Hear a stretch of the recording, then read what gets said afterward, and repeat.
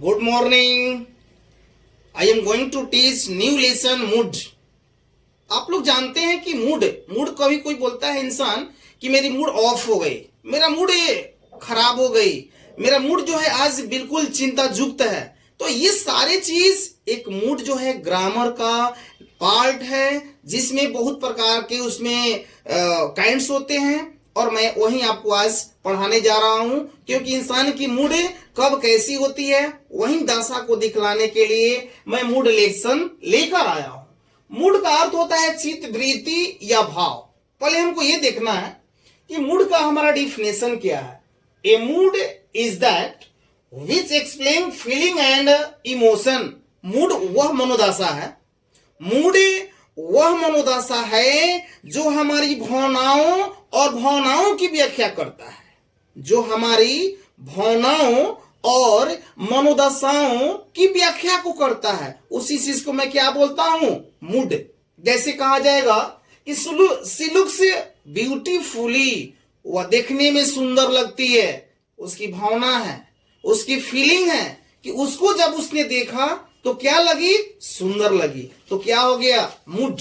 वह मूड की विशेषता को बता रहा है और मूड में वो फीलिंग किया कि मैंने उसको जब देखा तो उसकी सुंदरता को मैंने परखा। एक क्या हुआ, एक प्रकार का फीलिंग आइडिया हुआ, क्योंकि उस फीलिंग आइडिया को फीलिंग करके ही उसे समझ सकता है, बट उसे डोंट टच, उसे कभी छू नहीं सकता है। उसी तरह की चीजों को मैं मूड के अंतर्गत में रखता हूं।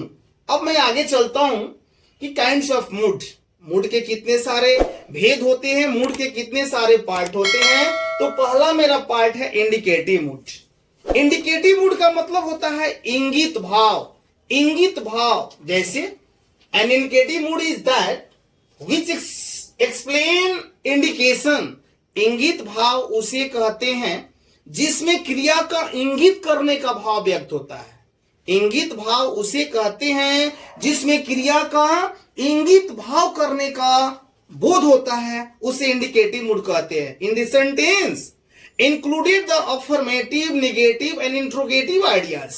इस सेंटेंस के अंतर्गत में अफर्मेटिव भी आता है, निगेटिव भी आता है और इंट्रोगेटिव भी आता है।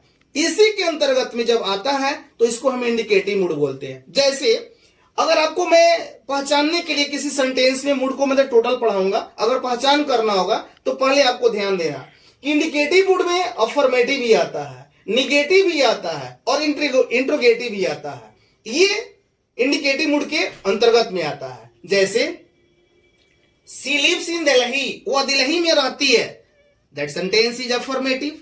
वह दिल्ली में रहती है, ये अफर्मेटिव हो गया।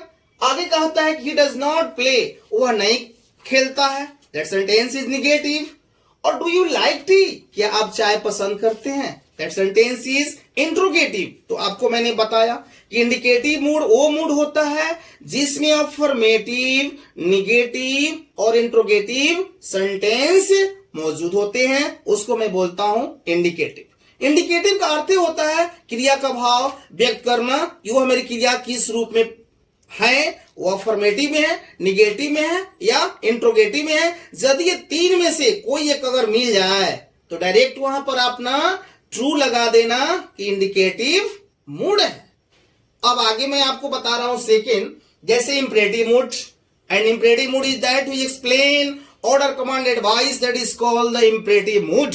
इंपरेटिव मूड वो होता है जिसमें सलाह, अनुरोध, इसके बाद में आदेश का भाव यदि जाहिर होता है या मनाही का भाव जाहिर होता है तो उसको मैं बोलता हूं इंपरेटिव मूड। आप लोग इंपरेटिव मूड बहुत सारे ग्रामर में भी पढ़ेंगे, मैं और पढ़ाऊंगा, लेकिन मूड में जो सेकेंड पार्ट है वह इंपरेटिव मूड है, जिसको मैंने आपको डिफिनेशन के माध्यम से बताया कि imperative mood is that which explain the order, command, advice and request and forbidden, that is called the imperative sentence. इस सेंटेंस में आदेश आता है, अनुरोध आता है, सलाह आता है, मनाही आता है, यानी मना करना, ऐसे सेंटेंस इंपरेटिव में होते हैं। और that sentence always begins with verb V1। और ये सेंटेंस जो होता है जब स्टार्ट होता है तो हमेशा वर्ब V1 से चालू होता है, न कि कोई सब्जेक्ट से। इस सब्जेक्ट से नहीं, राम श्याम गीता मोहन आई हुई से नहीं होता। ये जब भी होगा तो वर्ब V1 से होगा। जैसे आपको मैं बता रहा हूं, कम हियर, यहां आओ, दैट सेंटेंस रिप्लेस क्या ऑर्डर करता है। कम हियर, गो देयर, वहां जाओ, ये भी मेरा ऑर्डर शो करता है। प्लीज सिट डाउन, यहां बैठो, तो कृपया जहां प्लीज लग गया, काइंडली लग गया, वो मेरा रिक्वेस्ट शो करता है। जैसे हो गया कि डोंट मेक ए नॉइज, हल्ला मत करो, तो मैं मना ही कर रहा हूं कि हल्ला मत करो। या डोंट गो आउट, बाहर मत जाओ, यहां भी मैं मना ही कर रहा हूं। तो जहां कहीं भी सेंटेंस में आपका ऑर्डर आ गया, अगर आपका रिक्वेस्ट आ गया, या आपको मनाही करने का भाव आ गया, या आपको सलाह देने का भाव आ गया, जैसे कि हेल्प द पुअर, गरीब को मदद करो, तो गरीब को मदद करना चाहिए, ये मेरी क्या है, एडवाइस है। तो ऐसे सेंटेंस जो सेंटेंस में ऑर्डर आ जाए, कमांड आ जाए, एडवाइस आ जाए, रिक्वेस्ट आ जाए, फॉरबिडन आ जाए, that sentence is called imperative mood. ये इंपरेटिव मूड के अंतर्गत में आता है। और ये भी ध्यान देना है, imperative mood that sentence begins with always verb V1। ये सेंटेंस हमेशा वर्ब V1 से स्टार्ट होता है, जिसको इंपरेटिव के अंतर्गत में रखा जाता है। और थर्ड क्या होता है, थर्ड मेरा होता है सब्जेक्टिव मूड। सब्जेक्टिव मूड करने का मतलब क्या होता है, संशयार्थक, संशयार्थक जिसमें संशय बना रहती है। जैसे subjective mood is that which explain डब्ट एंड डिजायर। सब्जेक्टिव मूड उसे कहते हैं जिसमें हमेशा अभिलाषा और इच्छा का भाव व्यक्त होता है। अभिलाषा और इच्छा का भाव व्यक्त करने का मतलब क्या होती है कि जिस चीज को मैंने कल्पना किया और कल्पना करने के बाद वह इरादा पूरा नहीं होता है। काश मैं राष्ट्रपति बन जाता, काश मैं पक्षी हो जाता, काश मैं देश की प्रधानमंत्री यदि अगर बन जाता तो मैं लोगों के लिए बहुत भलाई करता। ये सोचने की बात है, एक डाउटफुल माइंड है, एक डिजायरेशन है, बट वो कल्पना पूरा होगा कि नहीं होगा ये अभी व्यक्त नहीं होता है, जिसको बोलते हैं सब्जेक्टिव मूड। जैसे आपको मैं बता रहा हूं, if I were a king, यदि मैं राजा होता, कल्पना कर रहे हैं, इमेजिन कर रहे हैं, उनके दिल में डिजायरेबल इस तरह की बनी हुई है कि यदि मैं राजा होता। भगवान बनाएंगे कि नहीं बनाएंगे ये मालूम अभी नहीं है। गॉड सेव द किंग, भगवान राजा की रक्षा करें। मैं कह रहा हूं कि भगवान राजा की रक्षा करें, क्योंकि राजा मेरे क्या हैं, बहुत अच्छे हैं, जो कि हैं। उनके पास किसी परिस्थिति को अगर इस तरह की आ जाती है तो आदमी क्या करता है कि भगवान राजा को सुरक्षा प्रदान करना। तो ये क्या है, मेरा उनके पास में प्रेयर हो जाती है। वेयर आई ए बर्ड, यदि मैं पक्षी होता तो मैं क्या नहीं करता। अरे पक्षी होने की एक दिल में उसकी कल्पना बनी हुई है, लेकिन ये संशयार्थक में रह जाती है। वह होता है कि नहीं होता है, इसका जो है भाव व्यक्त नहीं होता है, उसी को बोलते हैं subjective mood. Subjective mood always, हमेशा explain the doubtful and desirable, हमेशा डिजायरेबल होता है और डाउटफुल होता है, संशयार्थक में रहता है, संशय की भावना को व्यक्त करता है, जिसको बोलते हैं सब्जेक्टिव मूड में बोलता हूं। और चौथा आपको मूड में आता है, एक आता है इन्फिनिटी मूड, क्रिया भाव। इन्फिनिटी मूड बहुत सारे जगहों पर मैं पढ़ाऊंगा, बहुत सारे ग्रामर के आइटम में पढ़ाऊंगा, लेकिन मूड में भी एक काइंड्स में आता है इंडिकेटिव मूड यानी infinity mood. An infinitive mood is that which explain the infinitive structure.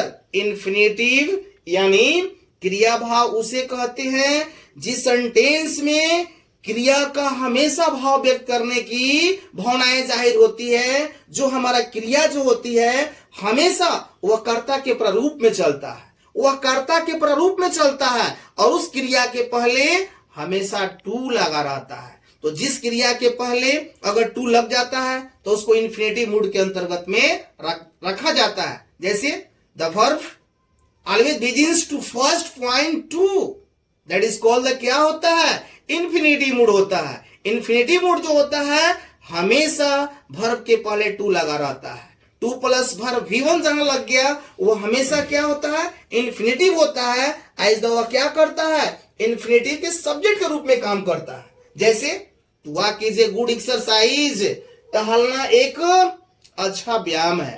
तो टहलना एक अच्छा व्यायाम है, इस वाक्य में टू वॉक जो है हमारा इन्फिनिटिव है, जो हमारा सब्जेक्ट के रूप में काम करता है। To dance is a good art. नचना एक क्या है? अच्छा कला है। डांस करना क्या है? एक अच्छा कला है। तो डांस के पहले जब टू लग गया तो वह इन्फिनिटी में हो गया, और डांस क्या हो जाता है? टू लगने के बाद में क्या होता है? वह सब्जेक्ट के रूप में काम कर लेता है। इसको मैं बोलता हूं इन्फिनेटिव मूड। क्रिया भाव, क्रिया भाव कहने का मतलब है कि क्रिया के पहले टू लग जाना हमारी क्या होती है? इन्फिनेटिव मूड कहा जाता है, जो हमारे मूड के अंतर्गत में आता है। तो अभी मैंने आप लोगों को मूड पढ़ाया। मूड में 4 मैंने काइंड्स को पढ़ाया कि व्हाट इज मूड। मूड को मैंने बता दिया कि मूड के डिफिनेशन के साथ साथ बताने के बाद में आपको मैंने काइंड्स ऑफ मूड के बारे में पढ़ा दिया। यदि अगर मेरा ये लेसन ग्रामर का जो मूड है अगर आपको अच्छा लगता है, या न्यू विद्यार्थी लोग या न्यू स्टूडेंट लोग यदि मेरे इस चैनल को यदि देखते होंगे, अगर अच्छा लगता होगा तो मेरे चैनल को प्लीज लाइक एंड सब्सक्राइब करेंगे। जय हिंद।